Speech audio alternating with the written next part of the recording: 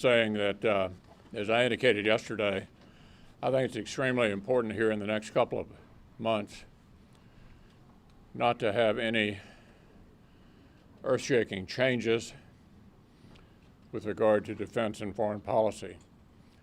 I think a precipitous drawdown in either Afghanistan or Iraq would be a mistake.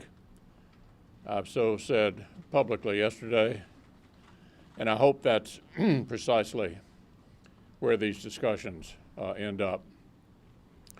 It's hard not to be really excited about the two new vaccines. Senator Blunt was very much involved in that part of the CARES Act. If you look at the effectiveness of the CARES Act, it has to be one of the most dramatic and effective pieces of legislation ever passed by the Congress. And I would remind everyone that it passed first in the Republican Senate and then was approved on a voice vote by the House. I'm focusing on the next couple of months. We hope to get an omnibus appropriation. I believe the Speaker would like to do that. I would like to do that. Hopefully that will be the view of the administration as well. And of course, we still are confirming well-qualified judges, largely to the district courts at this stage, and we intend to continue doing that as well until the end of the session.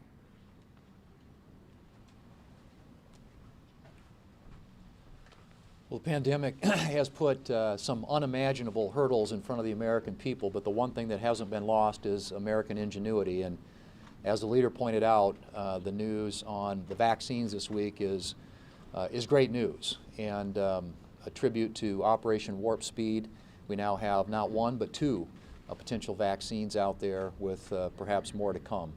And so it is a great accomplishment for the Trump administration, the private companies who have worked together in record time to get these vaccines to the point where hopefully we'll be able to get them out to the American people and start the good work, the hard work of ensuring that we're doing everything we can to defeat this virus. We have our job and work to do here in Congress too, our responsibility. I think Congress should pass the coronavirus relief bill, which has passed the Senate, or I should say has drawn a majority of support in the Senate not once but twice.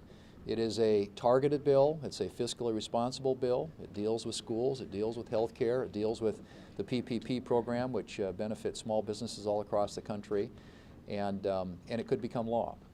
The House Democrats and the Democrats here in the Senate, for that matter, seem insistent on clinging to this multi-trillion-dollar liberal wish list that they've put out there, even as their majority, the Democrat majority in the House, continues to shrink by the day.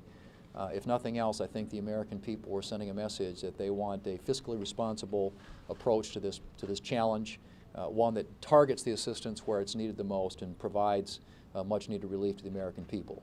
So I certainly hope that the Democrats will come to a conclusion here soon, decide to work with Republicans. Republicans have been willing to compromise from the very beginning.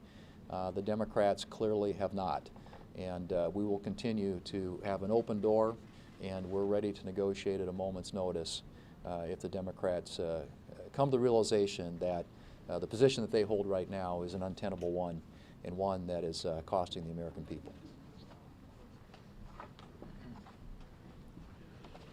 The news just out about the vaccine to fight coronavirus is really great and historic news in this effort to protect ourselves from coronavirus. It was the front page story of every newspaper, major newspaper in America this morning, the New York Times. Another vaccine appears to work against the virus. Another vaccine, that's two. One with about 94% effectiveness, the other 90% effectiveness. These numbers are remarkable. Just think about not that long ago, Dr. Fauci said if we could come up with a vaccine that was 50% effective, that would be really good news. As a doctor, I will tell you, this is a modern day medical miracle. And it may be by the end of this year, 20 million Americans may be able to be started during the vaccine process. This is tremendous news. When you take a look at the spike that we're seeing in coronavirus cases around the country and around the world, this vaccine truly is the light at the end of the tunnel, and it's made possible by the commitment of the Republican majority in the Senate and this administration and our efforts to focus on Operation Warp Speed. Now, at the same time we've been doing this, the Democrats have seemed to be rooting for failure. Started with Joe Biden saying he wasn't sure that a vaccine was even real. Kamala Harris in the vice presidential debate said that if there was Donald Trump said that there was a vaccine that worked, she would not take it. And Nancy Pelosi, in her $3 trillion so-called HEROES Act, she has more money in that to do direct paychecks to illegal immigrants than she does to help with a vaccine. And last week, when the first news came out about Pfizer being 90% effective, what did the governor of New York have to say? The governor of New York had to say this about all this good news. He said, the bad news. The bad news is that it's about 2 months before Joe Biden takes over.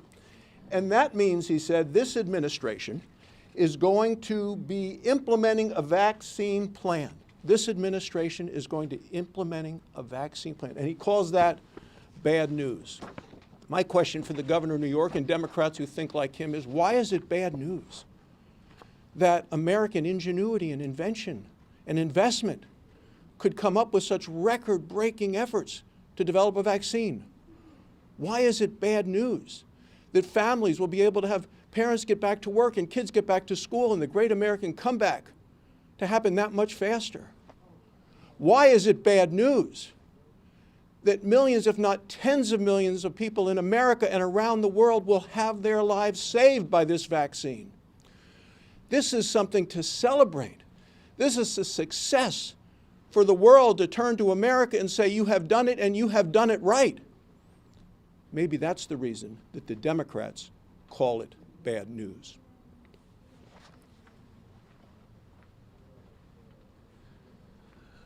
Well, I did mention in our conference today that in the matrix of distribution that have been recommended to the governors, and I think the governors are all adopting, that about 15% of the whole population would be included in that: healthcare workers, first responders, people most likely to be at the highest risk if they got the vaccine. The next 35% would be the emergency workers of the country.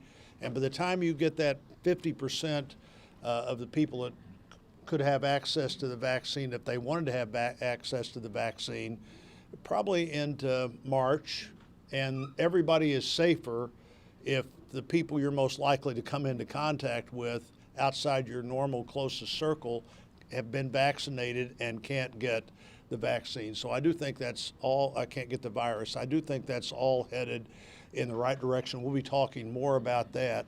I also think in the troop drawdown area, in Somalia, the discussion Somalia and Iraq and Afghanistan, none of those places are nearly as secure if we leave as they are if we're there.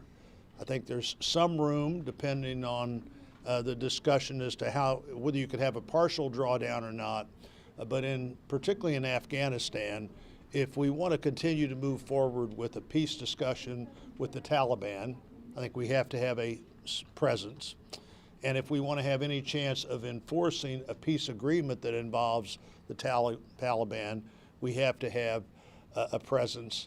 And I hope we're looking carefully at the number that you'd have to have for that presence to be meaningful in those three places and anywhere else in the world that we're thinking about repositioning. All of these things have significant long-term consequences, and my advice would be to remember that an American presence does matter, and it does make a difference, and it has made a difference, and none of those places would be safe if we aren't there as they are if we are there.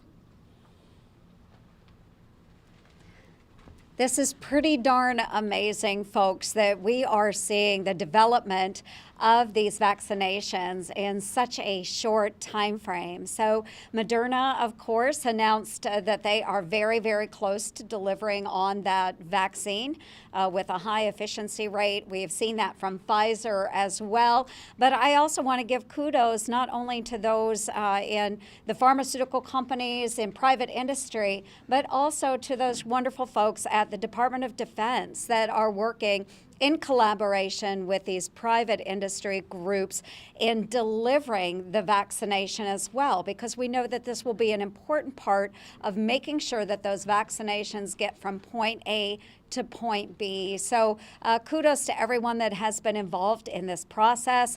Operation Warp Speed has been a tremendous success for this administration. I do want to give a shout out to the Trump administration for making this possible by thinking outside of that box on making sure that we can deliver those much needed vaccinations quickly to the American people. So I also want to move on to another potential COVID-19 recovery package.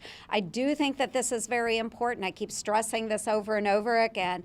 I actually sat down on, I guess it was Friday afternoon, with a community-based provider group in Red Oak, Iowa, Nishna Productions. They work with those folks that are intellectually and physically disabled. They have individuals that go to work every single day caring for those that have difficulty caring for themselves. We want to know that they are protected. How do we do that? We make sure that we're getting another COVID-19 relief package out. So again, Democrats in the House, they need to come back to the table. They need to focus on what is right for our frontline workers, those essential workers that are out there every single day caring for members of our communities. So let's get over the partisan politics. The election is over, folks.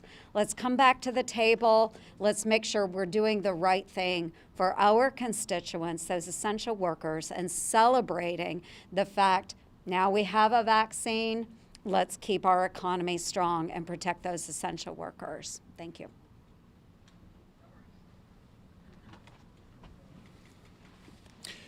I too want to celebrate American ingenuity and recognize the achievements of these two pharmaceutical companies that recently announced the development of, it appears, highly effective vaccines to the COVID-19 virus.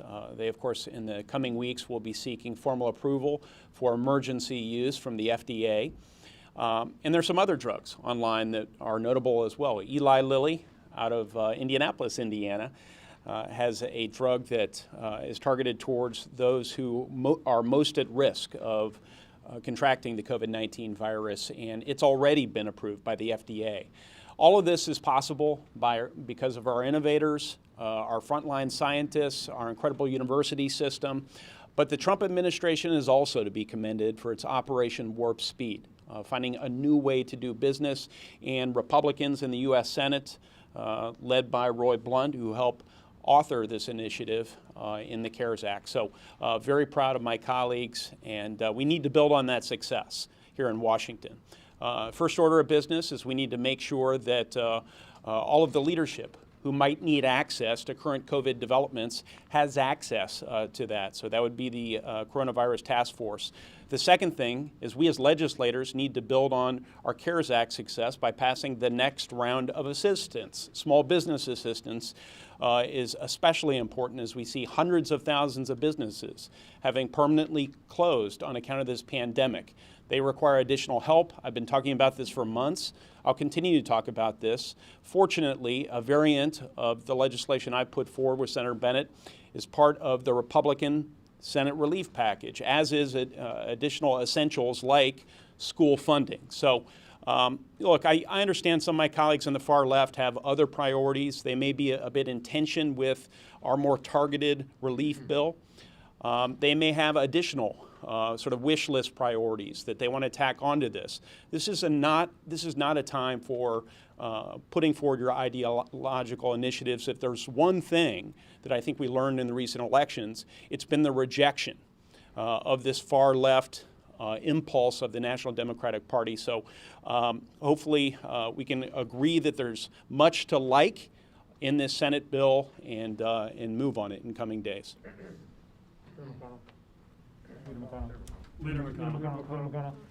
Yeah, long been concerned about federal intervention in elections that are being administered by the state. So do you have any concerns about the Senate Judiciary Chairman, a member of your conference, reaching out to key officials in these states to raise concerns and questions about how mail-in voting is being conducted? Well, you can ask Senator Graham about that. What I've emphasized is that one of the beauties of the American election system is we have 50 separate ways to conduct them. Every state is different. It ought to stay that way. We ought not to try to nationalize how we handle elections. States know how to do it. One of the great success stories of the current administration is, you noticed, you've all not been writing about foreign intervention. There's dramatic improvement from 2016 under the Obama administration to 2020 under the Trump administration. The coordination between Homeland Security and secretaries of state in charge of conducting elections all around the country. I know when things don't happen, they tend not to make a headline, but no indication any foreign intervention succeeded. The elections were smoothly conducted, but the decision as to how the elections end happened in 50 different places. So next we're going to see election certification in the states that are still close and in doubt, in Georgia, in Pennsylvania, in Michigan, in Nevada. Once those certifications occur, if they occur, based upon litigation that's being tried at various places, those will be final. The Electoral College will meet in December, and the inauguration will be on January 20th. How is it not time for the GSA to ascertain Joe Biden? A lot of these lawsuits have been failing. The votes are, Biden's won with more votes than Trump did in some of these states 4 years ago. How is it not time for the GSA to say, allow him to transition and ascertain? I hate to give you the same answer again, but in all of these presidential elections, we go through this process. There's a way to deal with disputes. It's called the courts. And the courts in the various states are dealing with whatever disputes there are, whatever evidence may be provided. And we're going to have an orderly transfer from this administration to the next one. What we all say about it is frankly irrelevant. All of this will happen, as I laid out a minute ago to Manu's question. All of it will happen right on time, and we'll swear in the next administration on January 20th. Mr. Leader, is your pessimism on COVID relief based on actual conversations you've had with Democrats or simply on their public statements? And then secondly, it seems like you are going to take the lead back from Secretary Mnuchin. Are you going to now talk to Speaker Pelosi, and does President-elect Biden have a role in shaping it during the lame duck? Well, first, I'm based on what I'm seeing publicly, because we've had no private discussions about this. And it looks to me like the Speaker, the Democratic leader of the Senate, and former Vice President Biden all have the view that $2.5 trillion or nothing. I share the view of my colleagues that have been expressed here, is that a more narrowly targeted proposal, such as we laid out in September and October here in the Senate, deals with the actual problem. As some of you may or may not have noticed, revenues at the state level are basically up almost everywhere. And they continue to insist, apparently, on almost $1 trillion for state and local government. That has nothing to do with solving this problem. So to sum it up, I'm open to a targeted bill, roughly of the amount that we recommended, $500 billion, which is not nothing, narrowly targeted at schools, at healthcare providers, at PPP, and of course liability reform to keep America from being engaged in an epidemic of lawsuits on the heels of the pandemic. Very open to that. But I've seen no evidence yet as several of my colleagues have suggested, that they're open to it. Leader McConnell, on the shelter Open this up, please. confirmation. Open it up. Thank you very much. Leader McConnell, do you think you have the votes to advance her nomination later today?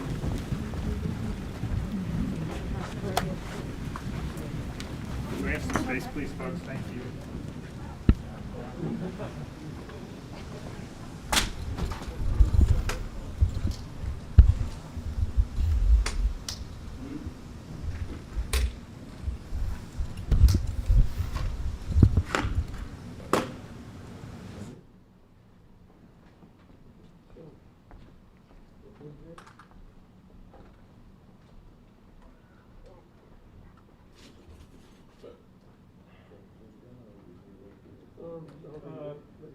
Refeed that.